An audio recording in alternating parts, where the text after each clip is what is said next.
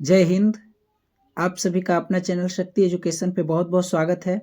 तो आइए आज हम एनटीपीसी एग्ज़ाम में जो जनरल साइंस बायोलॉजी के क्वेश्चन लल्लन टॉप क्वेश्चन पूछे जाते हैं, वहाँ से हमने कुछ लल्लन टॉप प्रश्न को लिया है जो एग्ज़ाम में अति महत्वपूर्ण होने वाला है। तो आइए वीडियो को शुरू करते हैं। पहली बार है तो लाइक सब्सक्राइब कर लें। पहला प्रश्न है कि मानव की खोपड़ी में कितनी हड्डियाँ होती हैं। तो मानव की खोपड़ी में आंसर है 22 हड्डियाँ होती हैं। यहाँ पर आप इमेज में देख सकते हैं, ये मानव की खोपड़ी है। यहाँ पे जो घूमती हुई नज़र आ रही है, तो हमारे चेहरे में 14 हड्डी और जो कपाल होता है उसमें 8 हड्डी, ये दोनों मिल करके पूरी खोपड़ी यानी स्कल में 22 हड्डियाँ होती हैं। अगला प्रश्न की तरफ हम चलेंगे। दूसरा प्रश्न ये होगा दूसरा प्रश्न है कि मानव शरीर की सबसे बड़ी हड्डी कौन सी है। तो मानव शरीर की सबसे बड़ी हड्डी कौन सी हो जाती है, तो हमारी जांघ की हड्डी होती है, जो शरीर की सबसे बड़ी हड्डी होती है, जिसका नाम फीमर है। आप यहाँ पर इमेज में भी देख सकते हैं, ये जांघ की हड्डी जो घुटने के ऊपर दिखाई दे रही है, कमर से बीच जुड़ी होती है, यही है फीमर, जो शरीर की सबसे बड़ी हड्डी कही जाती है।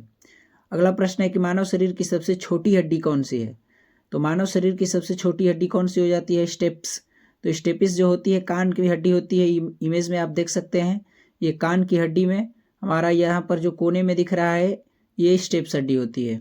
अगला प्रश्न है कि दूध का रंग हल्का पीला किसके कारण होता है। तो दूध का रंग हल्का पीला, जो गाय का दूध होता है उसमें हल्का पीलापन होता है, जो कैरोटीन के कारण होता है, और भैंस का पूरा उजला होता है।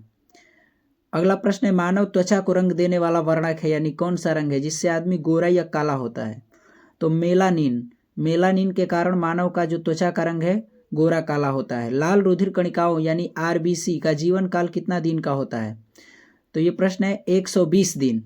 ये जो लाल रक्त कणिकाएं होती हैं हमारे ब्लड के अंदर, तो आप देख सकते हैं इमेज में, ये लाल रक्त कणिकाएं हैं, इनका जीवन काल 120 दिन का होता है। बहुत बार पूछा गया है।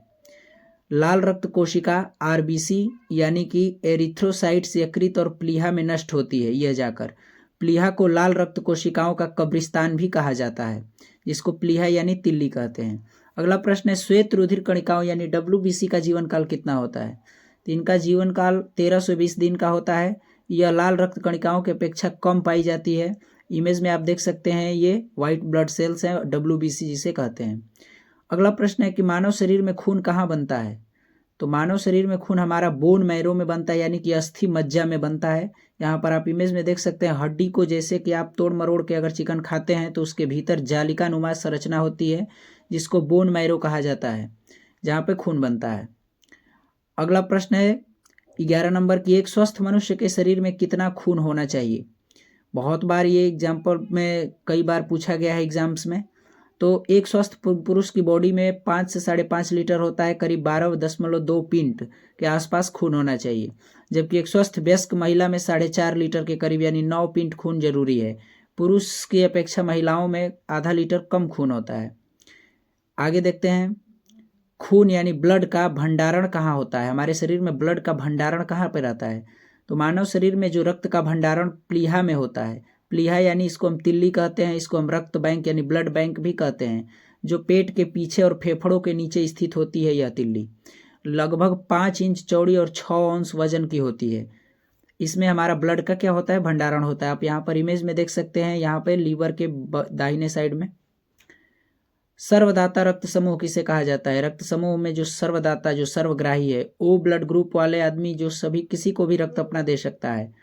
इनके द्वारा दान की गई लाल रक्त कोशिकाओं में AB या RH प्रतिजनन नहीं होते हैं, और इसलिए उन्हें किसी भी रक्त समूह के लोगों को सुरक्षित रूप से दिया जा सकता है। तो O ब्लड ग्रुप जो है सर्वदाता कहा जाता है इसको।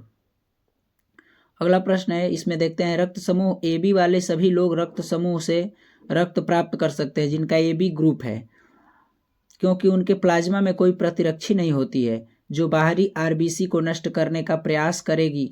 इस प्रकार उन्हें सर्वग्राही कहा जाता है। तो सर्वग्राही कौन है, तो AB, और सर्वदाता कौन है, तो ब्लड ग्रुप O वाले।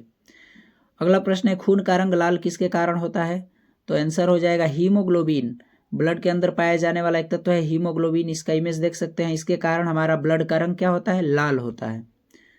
पहली बार है तो लाइक सब्सक्राइब शेयर कमेंट जरूर करें। अगला प्रश्न है कि शरीर का सबसे बड़ा आंतरिक अंग कौन सा है। हमारे शरीर का सबसे बड़ा जो अंदर का अंग है, आंतरिक अंग, यकृत है यानी लीवर। यह शरीर का सबसे बड़ा अंग है, आंतरिक अंग। अगर बाहरी अंग की बात की जाए तो स्किन यानी त्वचा हो जाएगा। यहाँ पर लीवर का आप इमेज देख सकते हैं।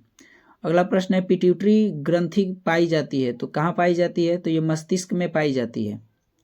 हमारे मस्तिष्क में पिट्यूटरी ग्लैंड होती है। यहाँ पर इमेज में आप देख सकते हैं मटर के दाने के समान यहाँ पे स्थित होती है। ये तीर से इमेज में आप देख सकते हैं पिट्यूटरी ग्लैंड, ये मस्तिष्क में पाई जाती है। मास्टर ग्रंथि भी कहते हैं इसको। बच्चे का लिंग निर्धारण होता है, जो बच्चे का लिंग निर्धारण होता है तो किसके कारण होता है, तो पिता के गुणसूत्र यानी क्रोमोसोम द्वारा होता है।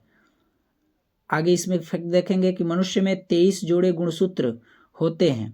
23 जोड़े का मतलब संख्या में 46 गुणसूत्रों की संख्या होती है। पुरुष में XX 23वां जोड़ा XY होता है और स्त्री में सभी 23 जोड़े XX ही पाए जाते हैं।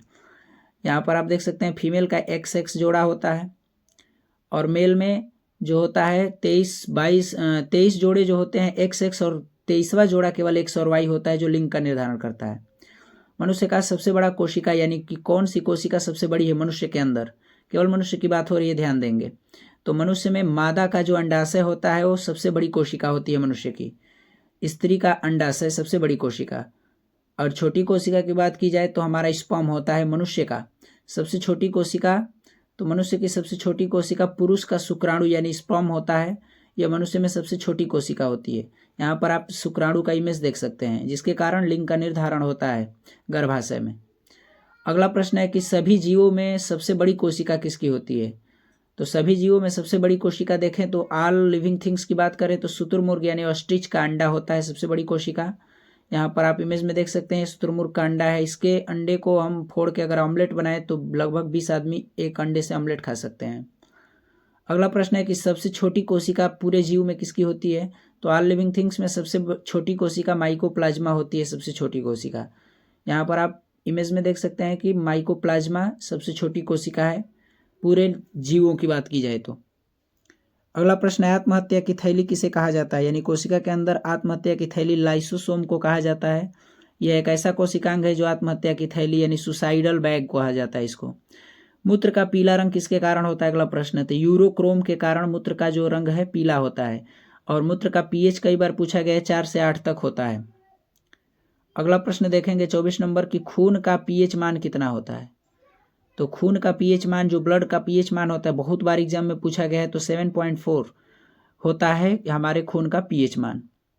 अगला प्रश्न है कि रक्त का अध्ययन क्या कहलाता है, तो रक्त का अध्ययन क्या कहलाता है, हेमाटोलॉजी बोलते हैं रक्त का अध्ययन करने को। अगला प्रश्न यहाँ पर देखेंगे कि मानव शरीर का सामान्य ताप कितना होता है, तो मानव शरीर के टेम्परेचर जो होता है हमारा शरीर का तापमान यह 37 डिग्री सेल्सियस से और फ़ारेनहाइट में 98.6 फ़ारेनहाइट, केल्विन में 310 केल्विन, तीनों का मान दिखा दिया गया है। मनुष्य के हमारे अगर 37 डिग्री से अधिक टेम्परेचर बढ़ता है तो हम